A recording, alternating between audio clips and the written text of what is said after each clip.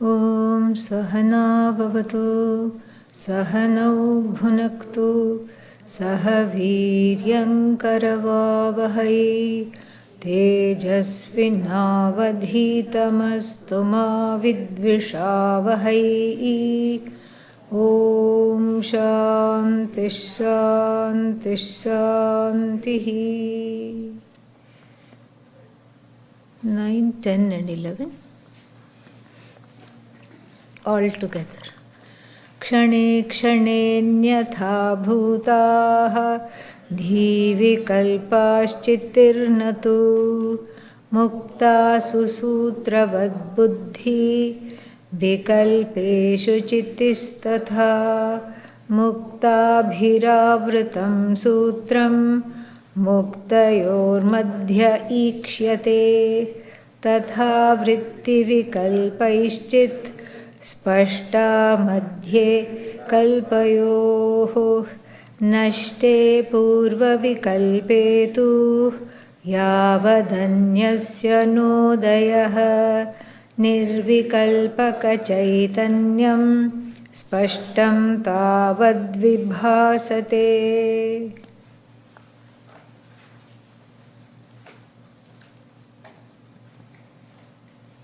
In the Bhagavad Gita, the portion of the verse that we talked about, that I said is similar to this one. Sutre Maniganaha Iva. There, the topic is not of the vrittis in the mind. There, the topic is that of the Jagat and the various names and forms of the Jagat. Because it naturally, logically, we can say that that which is happening within is also happening without. If within this body-mind-sense complex we have the vrittis being strung by the chit, the unconditioned chit, the chit that is in the form of sentient consciousness, then it goes to follow that even quote-unquote outside the body-mind-sense complex, all the names and forms are likewise strung, likewise pearls in a mala that is the Jagat, and then they are strung with this consciousness alone functioning as the string. Both these things have to be seen. Otherwise, if we just look at this inward, nothing wrong, we can do that. But then, this is not a primer for meditation or going inward. This is a Mahavakya. And the Mahavakya, in equating the Jiva with Ishvara, has to account for the Jagat. Otherwise, the Jagat is left hanging. Jagat means universe. The universe is left hanging without any explanation of where it fits. What is this Jagat? What are the names and forms in this Jagat? I know I am Chit, but what is? And I know Ishvara is Chit, but what is this Jagat? Because we live in a manifest universe. That is why all the Upanishads that unfold the Mahavakyas do not leave the Jagat out. And here also we have to extrapolate and understand that whatever is happening on the micro level within the mind, within the Antahkarana, is also happening on the macro level, where in whatever we relate to, in everything that we relate to, it's already happening. In the Mandukya Upanishad, a unique methodology is deployed to show this very thing, to establish this very thing. A very unique and a beautiful methodology is deployed. First, the Upanishad uses a universal experiences of waking, what else? Favorite activity, sleep, And then dream. These are universal. Nobody can say, this is an American experience and I'm Indian, so I don't have these experiences. Nobody can say. Everybody sleeps, everybody wakes up, everybody dreams.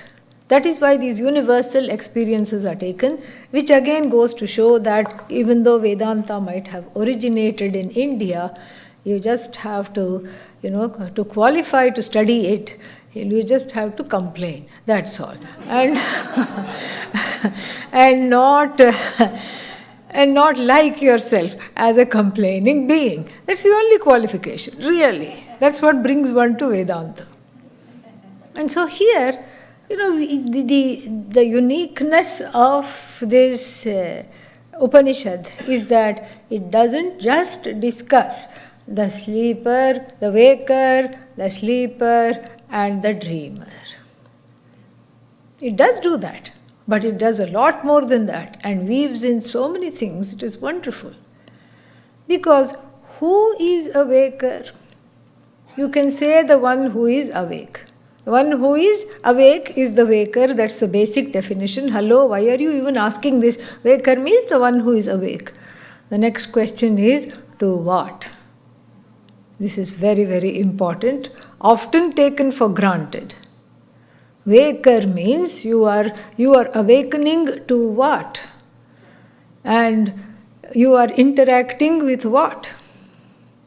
You are absorbing the impressions of what? You are relating to what? That is exactly what is needing to be brought in. And if that is missing, then the waker is no longer waker. The waker is a relational entity. Why? Because the waker doesn't stand apart from the Jagat.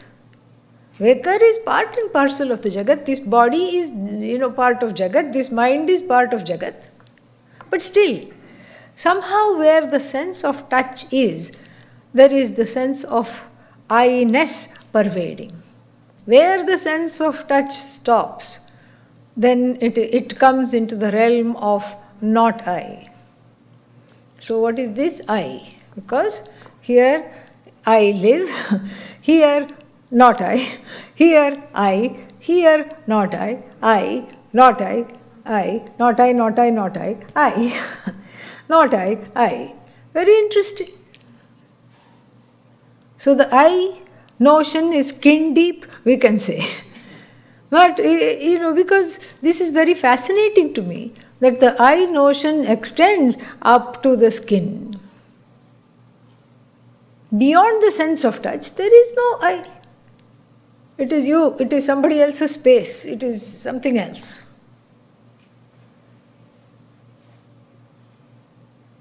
So, supposing a bullet whizzes by 2 fingers, missing either of them, bach gaya,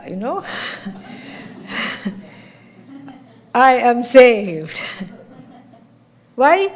Because the bullet is traveling in the not I region. Very, very fascinating. So this I, which seems to be this finite sensation, literally connected to the sense of touch, is not living in a vacuum. When this I awakens, it is a relational entity. Relates to at least 3 things. It relates to other jivas, other individuals, equally confused, equally wanting to get out of the confusion. It relates to other beings, other jivas. It relates to, in times of desperation, it relates to Ishvara. Ayyo, where are you? Why have you not given darshan?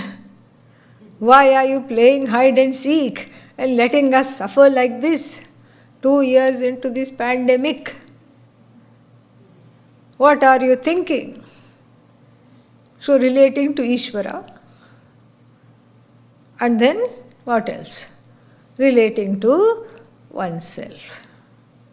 Jiva, Jagat, Ishvara. This is the threefold distinction that one makes. One is not able to overcome without Vedanta, because that distinction is again mithya, as though.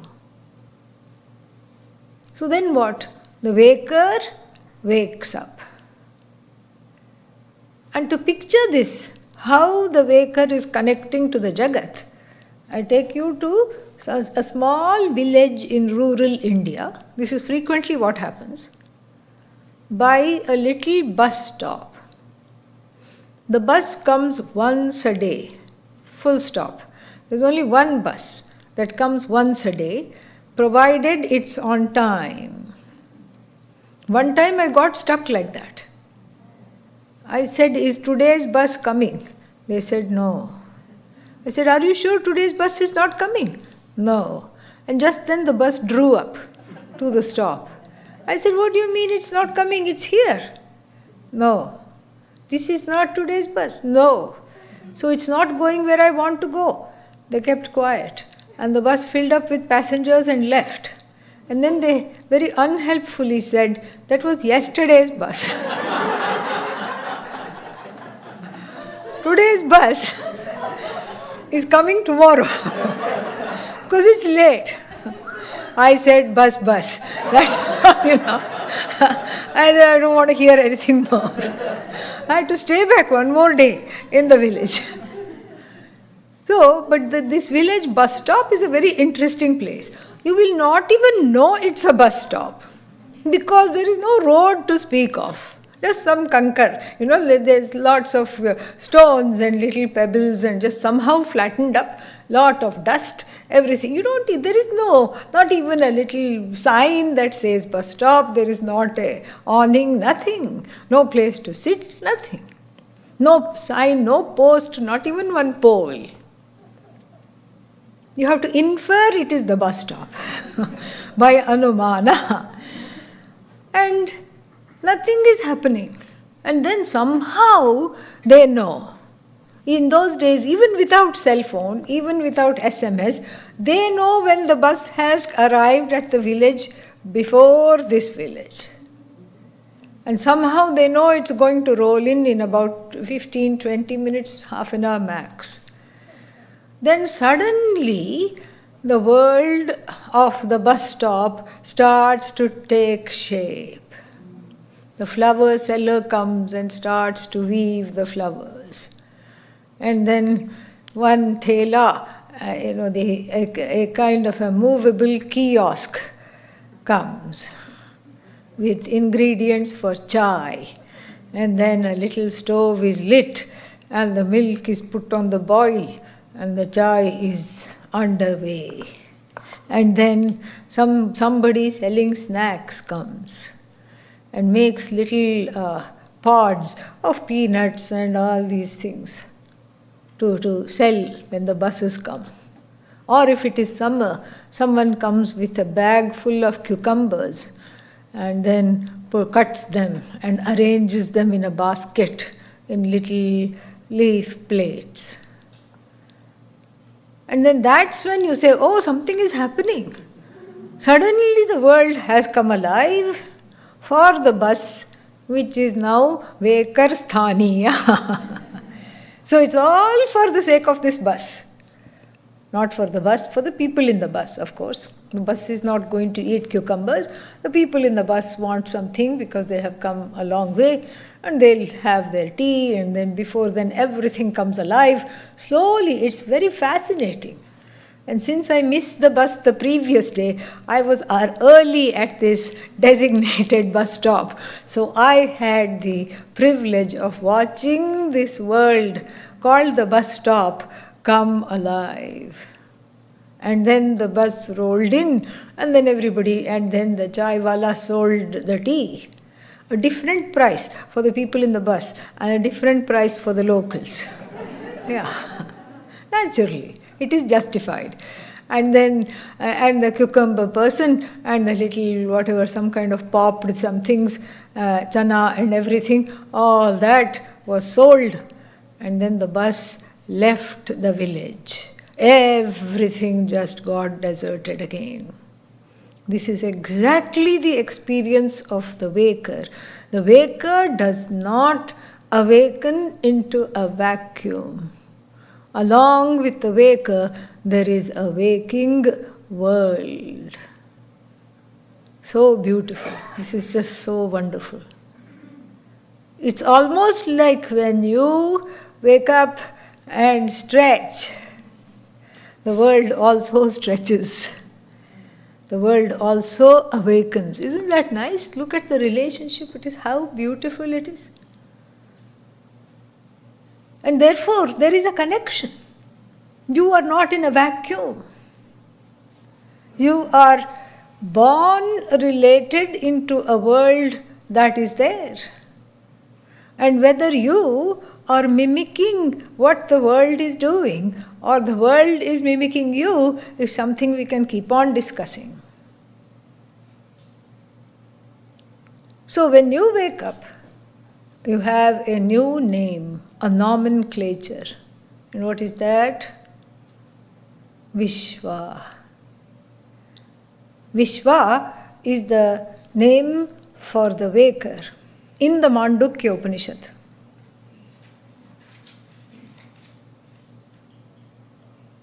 Vishwa also means Jagat. Interesting.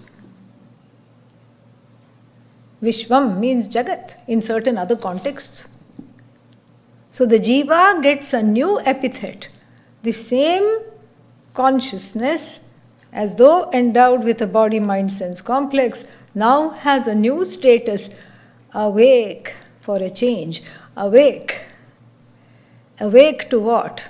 The realities that are there in the waking world.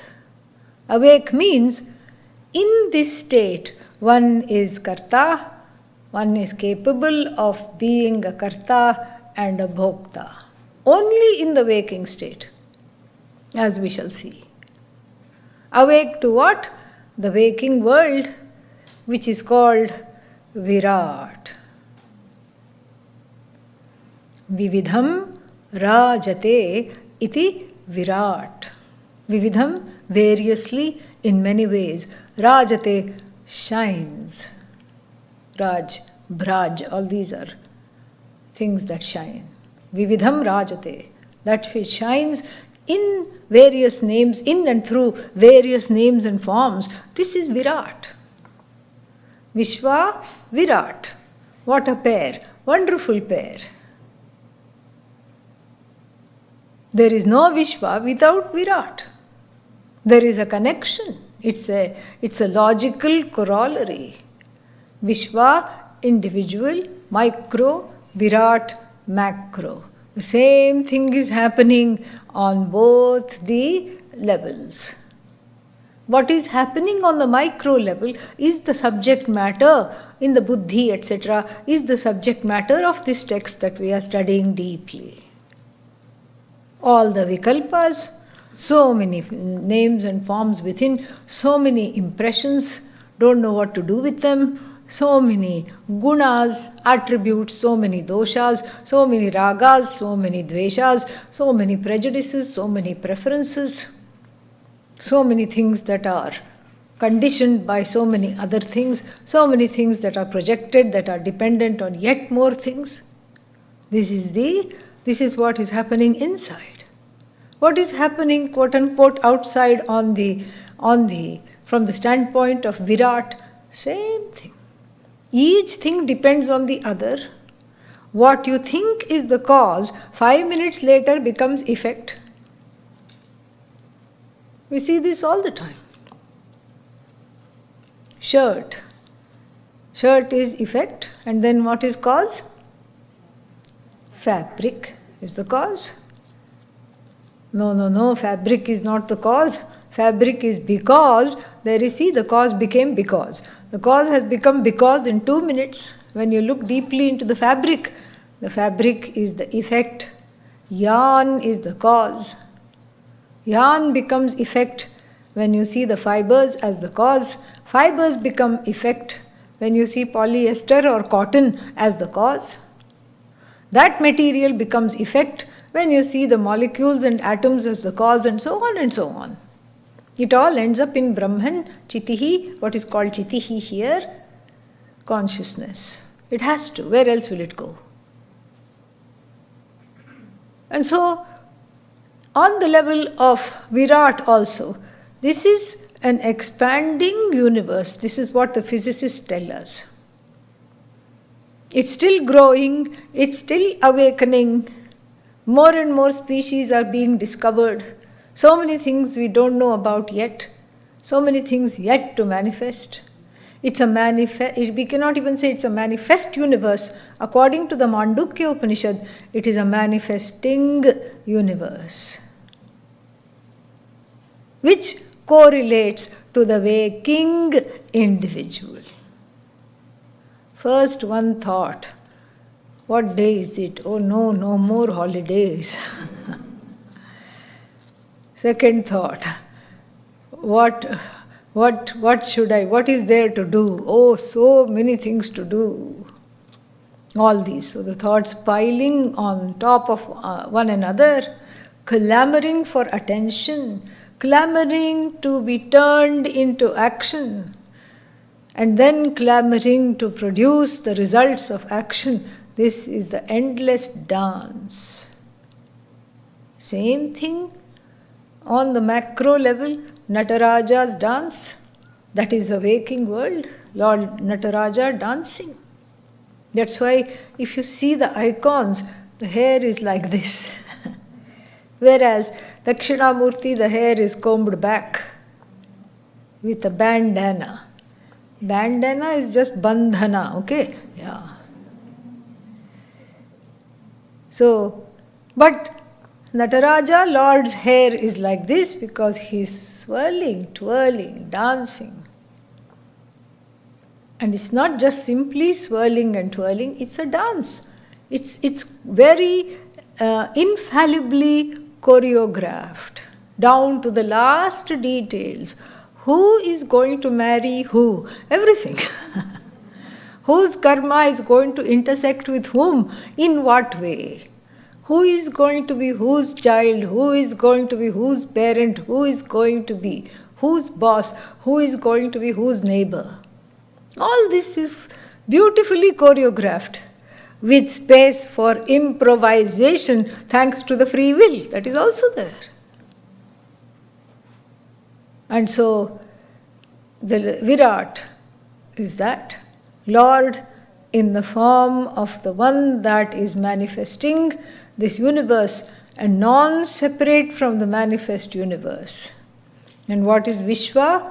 The Lord in the form as though associated with a single body-mind-sense complex.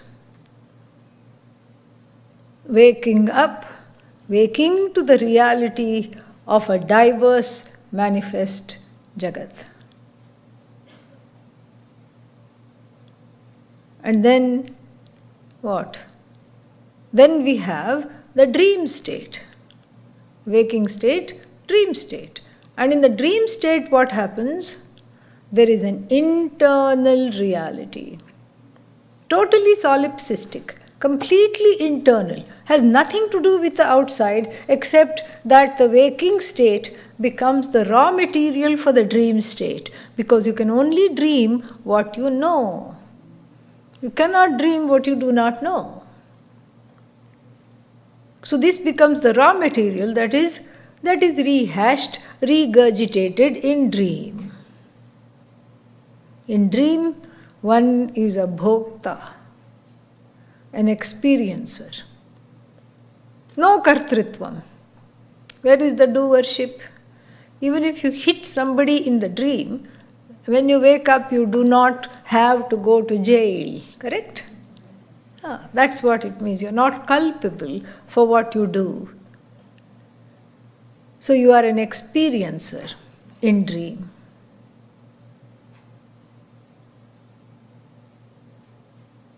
And that consciousness, associated as it were with the dreamer and the dream state, gets a new epithet, Taijasa.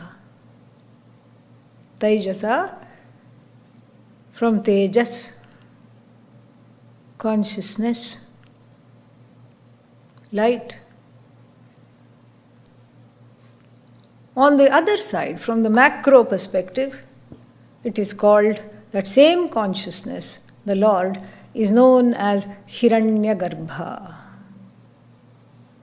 Some people translate it as golden womb, golden egg.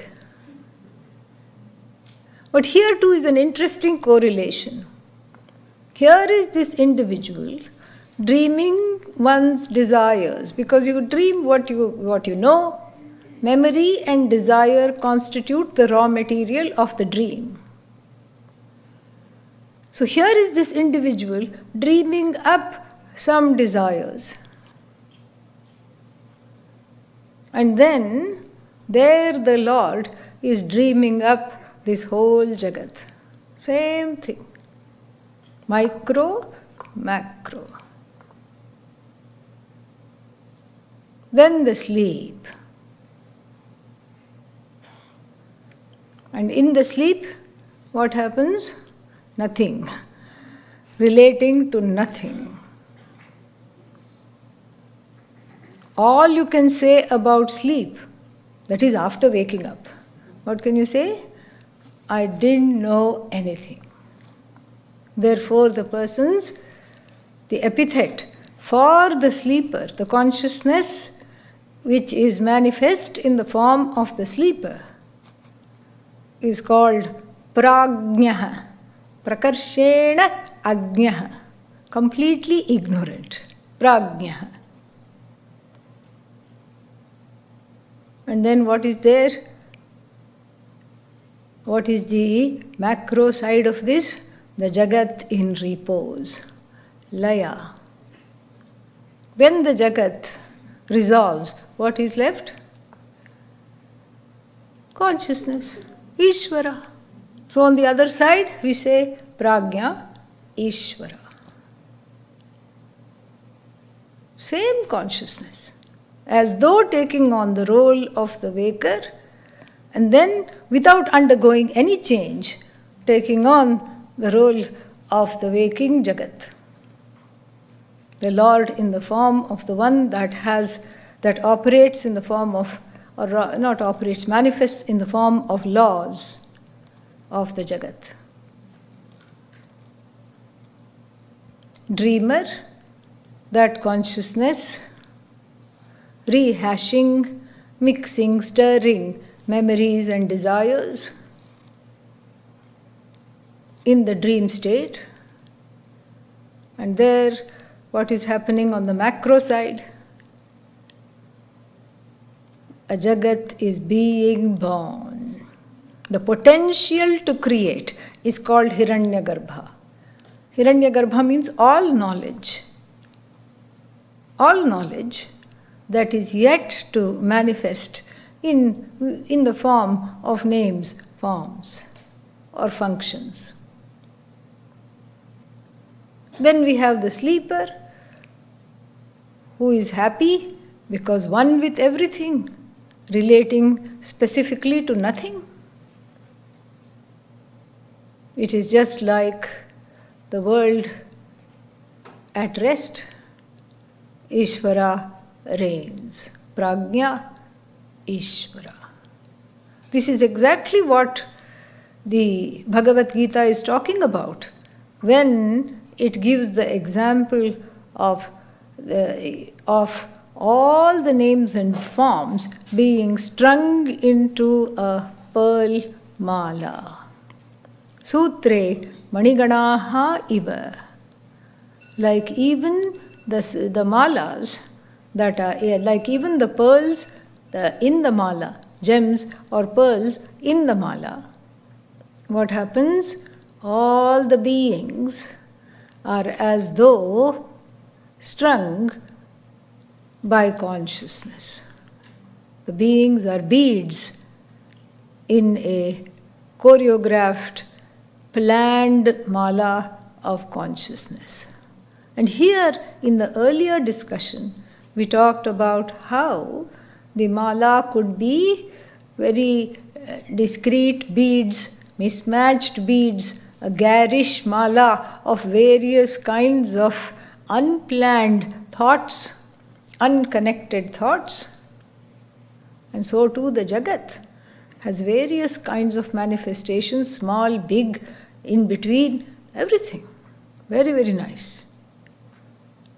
And now, coming back to this discussion here, how to see the string? See within quotes. Why? Because you are the string, okay? So you can't really see the string. It is not an object. An object you can see. So in the that's why all the examples are finite. You cannot really exemplify Brahman completely. In the example of the mala, you just parse 2 beads and then the string is right there for objectification. But here, the string belongs to a separate order of reality, that which never comes to an end, that which is sentient, that which is limitless, that which is all-pervasive. And then the beads do not belong to that order of reality. Beads belong to the order of reality that is Nashvara, finite, empirical, mithya. Satyam and mithya strung together, not as 2 beads. One is the string, one, are the beads. The other, the mithya beads on satyam string. That's why you can't see the string, because the string, the content of the string, the seer is the content. Seer is the string. But then, some upaya is given to discern that consciousness within oneself. Some remedies or some kind of suggestions are given. Muktabhi avritam sutram muktayoho madhye ikshyate. 10, verse number 10. So, ikshyate is seen. Muktayoho madhye, in between 2 beads, is seen. What? Sutram, string. When, even though muktabhihi avritam, even though it is as though covered by the beads. Tatha vritti vikalpaihi. In the same way, the vrittis appear to cover the Atman, to cover the consciousness. And we saw that that's not possible. That covering, so to speak, are so many errors, thinking I am the body, I am the mind, etc. And then it says that vikalpayoho madhye chit spashta. In between 2 thoughts, what is there is you. You are there. So that means I am not there with the thought. You are there when the thought is there. You are there when the thought is not there. You are the invariable presence in and through every thought, and you can objectify the absence of the thought also. Very, very nice. And this is, leading us into the practice called dhyanam, meditation. Because that is what the point of meditation is. Meditation does not give moksha. In fact, nothing gives moksha. Even Bhagavan, we saw in the satsang last night, cannot give moksha. Why? Because you already have it. It's like going to Bhagavan and saying, please give me a head on my shoulders. Poor Bhagavan, what will he do? Bhagavan says, I cannot give you a head on the shoulders. I can give you another head. Obviously, the first one is not working. So I can give you another head. Tell me where you want it. Do you want double-decker like the Indian buses? Or do you want it back to back? So that you confuse your friends. They don't know whether you are going or coming. Or you want it side to side, so that you can start a show, two-headed person. But a head on the shoulders, I cannot give you. It is not possible. Similarly, moksha I cannot give you. Why? Because it is your nature. You already have it. So, the practice of meditation cannot give moksha. But without meditation, without the practice of meditation, it is difficult to get that inner space which is so crucial to assimilating this knowledge. So, things like Bahiranga sadhana and Antaranga sadhana, I'll explain what they are, become auxiliary means to prepare oneself to assimilate this knowledge. Sadhanas, spiritual practices, are broadly of two kinds. Bahiranga means outward facing, outward oriented. Antaranga, inward oriented. Those are the two practices. So, Bahiranga sadhanani, so those sadhanas which are outward facing, outward oriented, are what? Such as Karma Yoga. Karma Yoga is a Bahiranga sadhana, which includes puja, which includes dhanam, giving, ishtapurtam, and then all these things, so many things that one does, all the actions, taking the results as prasada of Bhagavan, growing, using action to grow spiritually, emotionally. This is the whole life's practice which qualifies one for this knowledge. Then, that practice has a kind of a gift, a prasada. Bahiranga sadhana gives what is called Chitta Shuddhi. Chitta Shuddhi means freedom from the hold of raga and dvesha, strong prejudices, strong preferences, binding desires, the pressure created by the desires, etc., etc. Because when you are engaged in your whole life as seva, whatever you do is for your own growth, then the raga dveshas get tired of following you around. And they go to another head. Okay? Yeah. Because they're not being fed over here. Poor raga dveshas are losing weight and are getting frustrated. They are deprived, they are not being nursed, they are not being nurtured, they are not being attended to, and they get fed up and go away. They reduce, one is able to suspend them, one has a say over them. This is called Chitta Shuddhi. This is the prasada of Bahiranga sadhana, such as puja, such as any kind of karma that has been spiritualized, ishwarized. Any kind of karma that you do for your self-growth gives the present of Chitta Shuddhi, also known as Antahkarana Shuddhi. What about Antaranga sadhana? Antaranga sadhana means those kinds of practices that are inward focused. Meditation, contemplation, japa,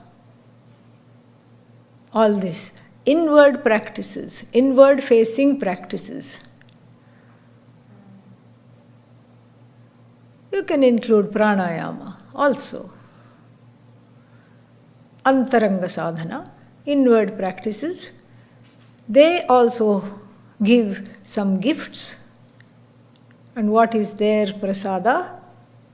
Chitta Naishchalyam. Nishchalasya bhavaha Naishchalyam. Chala, movement. Nischala, no movement. No movement in the inward. There are no tsunamis inside, raging inside. And one has the ability to sit still and to focus. The whole of yoga, the philosophy, yoga philosophy, asana, etc., is all for the sake of being able to sit with a supple spine. All the asanas are so that you can sit. Amazing. And so this is chitta naischalyam. No disturbance on the inward realm, no disturbance, and the ability to focus. You're not getting distracted at every minute, every second. You're not disturbed by other people's experiences and expressions of what they think you are, etc. This is the prasada, the gift of antaranga sadhana such as meditation, etc. So we saw earlier how the mind is all over the place. Without rhyme or reason, it jumps from one thought to another thought to the third to the fourth and ends up invariably in sorrow. You can begin with any thought and end up in sadness. Any thought. In fact, you can begin with any word and think yourself into sadness. This is what people do all the time. Every word ends up in sadness. Any word you think of, any word you take, even the word happiness, where is it? Already, you don't have to go very far. Where is it? I don't see it anywhere. Immediately one can become sad. One thinks oneself into sadness. This is the state of the mind. Left to itself, it deconstructs in this way. It self-destructs in this manner. And so therefore, and then the mind is of course all over the place. And while that is a gift to be able to perceive things in the Jagat and to be interacting with the world, it is definitely a big bane when you want to focus on something. If the mind is always clamoring and taking you away, then that is not a very nice thing. And so therefore, one learns to have a say over the ways of the mind. That is what meditation is. Saguna Brahma Vishaye Manasa Vyaparaha. The definition of meditation is very unique. Manasa Vyaparaha, mental activity. Oh, so mental activity is meditation? So I can curse somebody mentally and I am meditating? I did not know that. But that's why it is said, mental activity whose subject matter is Bhagavan.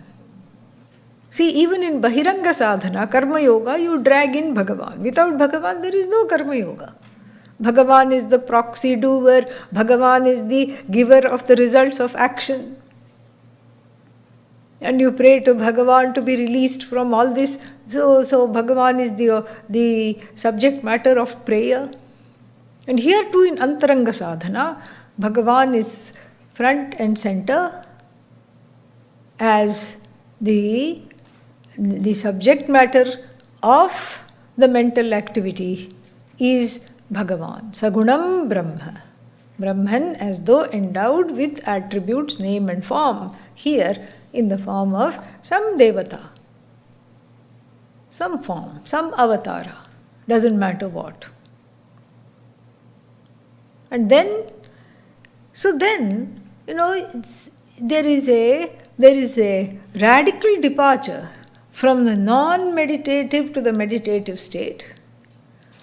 In the everyday non-meditative state, there are discrete thoughts like beads that are strung into a garish mala. Here, in the meditative state, it's a mala of cultured pearls, each one the same size, same color, same everything. Beautiful. symmetrical. Why? Because the mind is given a job. Hey you, what? Because it is tamasic. What? What do you want me to do? Meditate? No, I won't. Come on, just for a little while. See, you are at the Gurukulam, everybody is doing it. You also do it. All right. What do you want me to do? Kya karna hai? Say Om Namah Shivaya, come on. Om Namah Shivaya. Not like that. Say it with some pep in the step. You have to have some kind of a thing, otherwise how it will benefit you? Okay. Om Namah Shivaya. See, there I did it. Get off my back. Don't bother me anymore. No. That is very good, fantastic, because it has to be given some encouragement, you see. Yeah. Fantastic, you did very well. Come on, do it again. Show me again how you can do. No. Come on, please. Om Namah Shivaya. Very good. Now this is what you have to do. Just think Om Namah Shivaya. Or any mantra.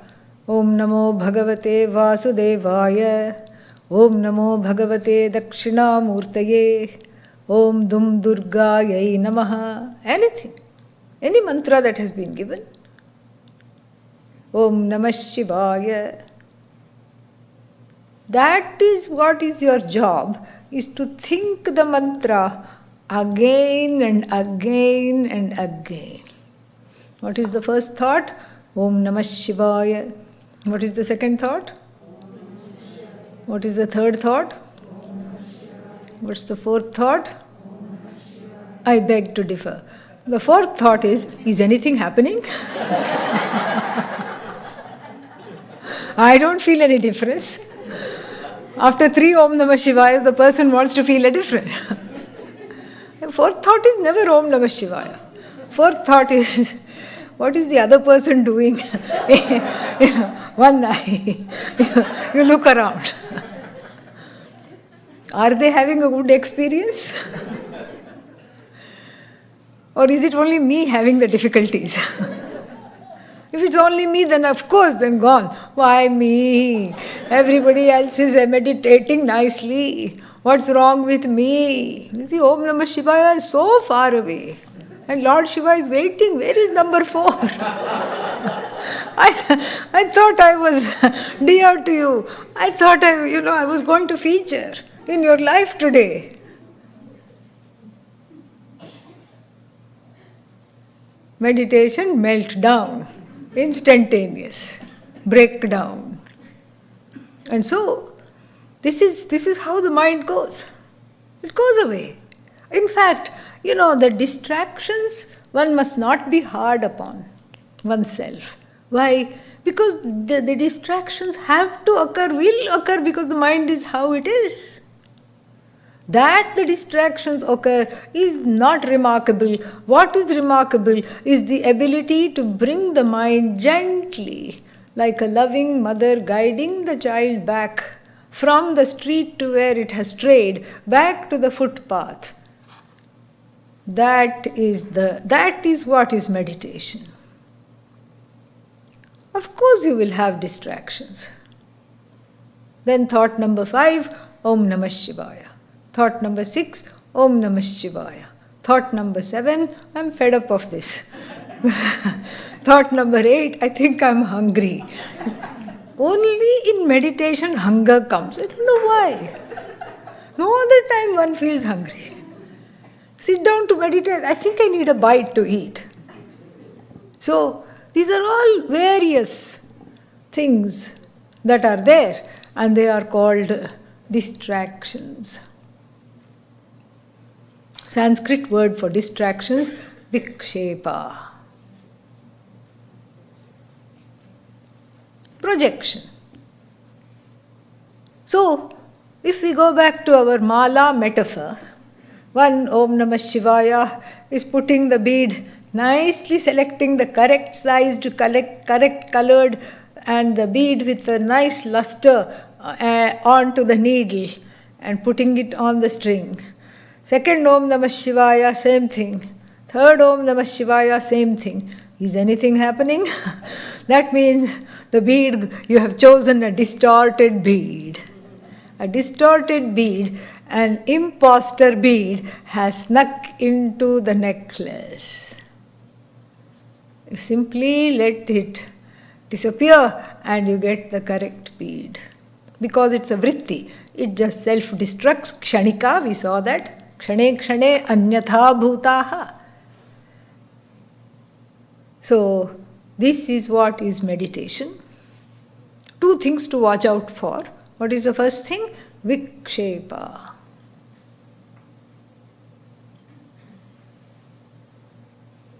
Distraction. And the distractions again are of two kinds. One is from the surroundings, adi bhautika.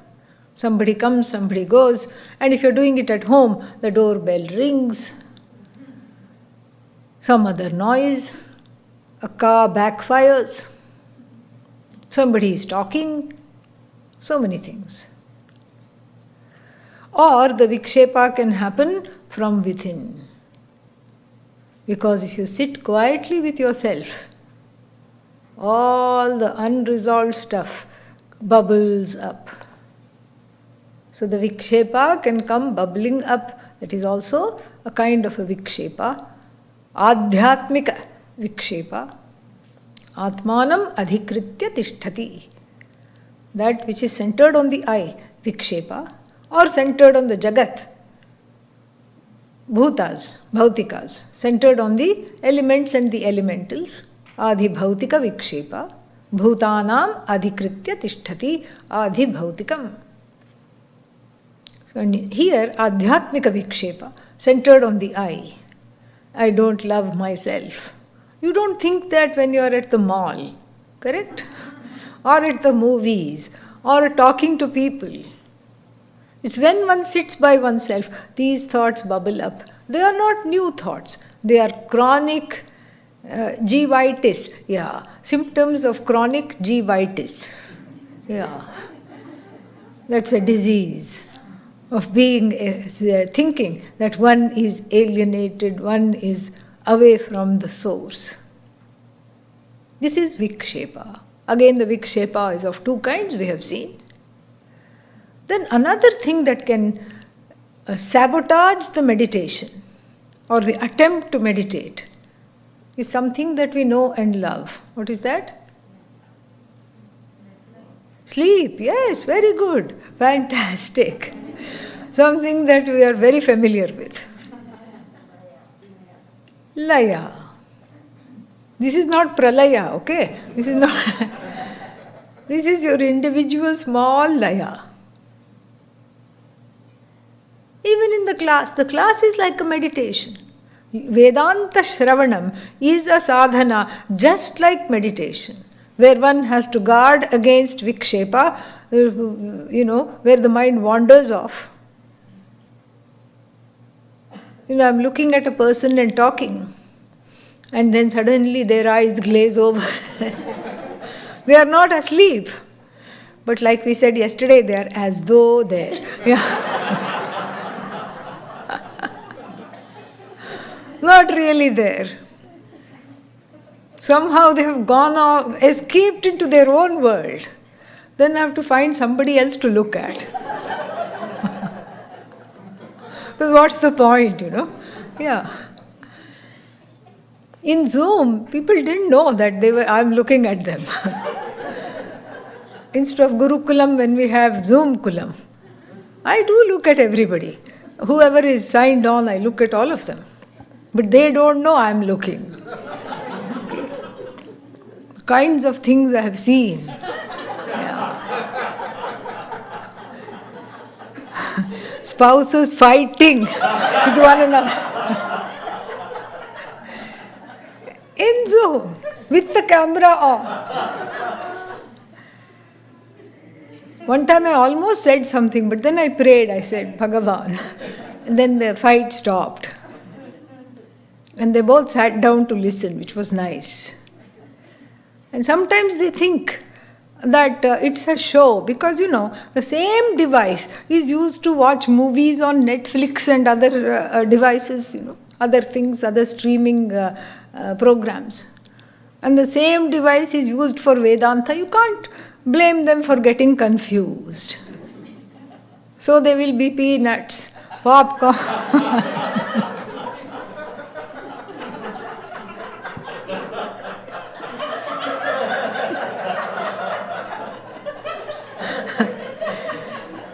Covering all vikshepas, okay?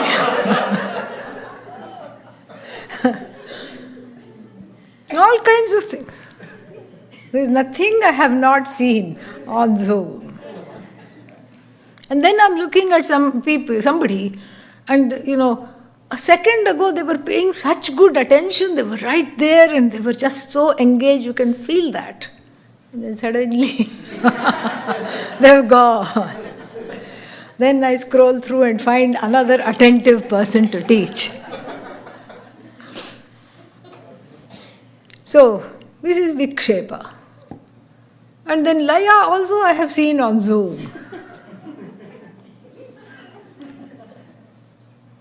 Laya is Nirvikalpa Samadhi, at the wrong place, at the wrong time. These are the things to check in meditation. Laya and Vikshepa. Vikshepa we have discussed. Laya comes because one is finding oneself to be relaxed. But one doesn't know relaxation other than sleep. One equates relaxation with sleep. Sleep is definitely a primary form of relaxation, but there are many ways of being relaxed without needing to go to sleep. Therefore, the grand guru of Adi Shankara, the one who wrote the Mandukya Karika, Gaudapadacharya, says in a famous couplet, in a verse, Laye sambodhayet chittam. Sambodhayet, may one recall, call back, bring back what? Chittam, the antahkarana. Where? When? In Laya. When sleep attacks, bring yourself back. How? Keep some water at hand to splash yourself, or empower the person sitting next to you to splash you when you sleep off. What if they are also asleep? That is a problem. So somehow or the other, wake up, walk around, just wash your face, have some caffeine. You need caffeine for Vedanta, at least in the beginning, okay? Yeah. And so, staying awake is an art. We learn some deeper levels of relaxation as a result. Laye sambodhayet chittam, vikshiptam cha shamayet punaha. Vikshiptam, when there is vikshepa taking place, what is vikshepa? Very good. Yes. Nobody has Laya right now. That's good. Vikshiptam means in the case of when it is distracted, shamayet punaha, calm it down. Shama, calm it down, resolve it. When the distraction takes place, bring it back, resolve it.